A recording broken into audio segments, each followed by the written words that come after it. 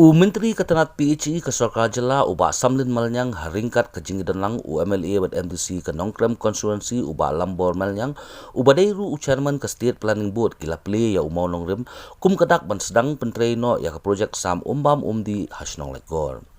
Ya kini ke projek kabalatip kum ke Greater Lightcore Water Supply Scheme bat Ketenat PHE kan pinya ya ke jing pentrekam ya kini ke projek dah ke jingat langru bat ke Lightcore Dorbar Pelun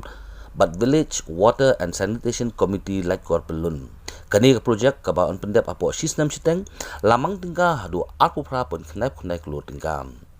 Kiwei kibayadon lang ha kani ke sengi ki kenthop yau Additional Chief Engineer ka PHE Zone 3 uba CR Chalam, Executive Engineer PHE Hills Division ba Pinongrom, BDO ka Melim CNRD Block uba Peter Tipasa, Acting CM ke Himamelim upa IM Aina Manik CM, Chairman ke Lightcore Dorbar Pelun uba Leonard Arun Mauri ke Rangba Shnong lembat kiwei.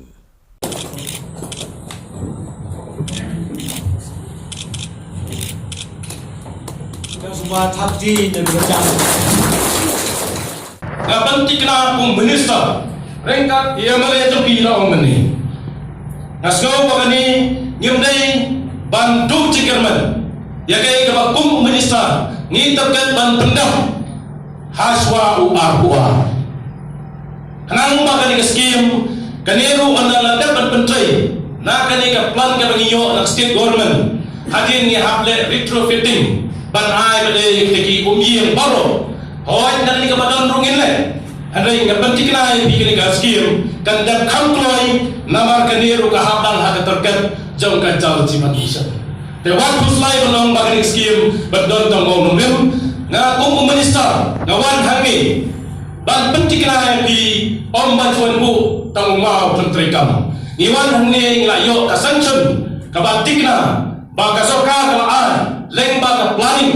baga finance kila ay kopi bayan ni scheme hari ke snong jopi ila ban menteri kam no lai bentag mo kalaitor kadong kamne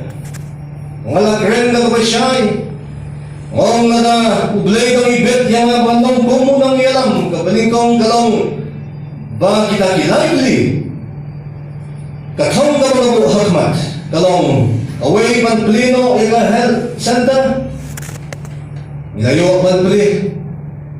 kaway ngong nagpandap yagri ka yin dorpan jong kan lekor dorpan tulun nilapin yang mentah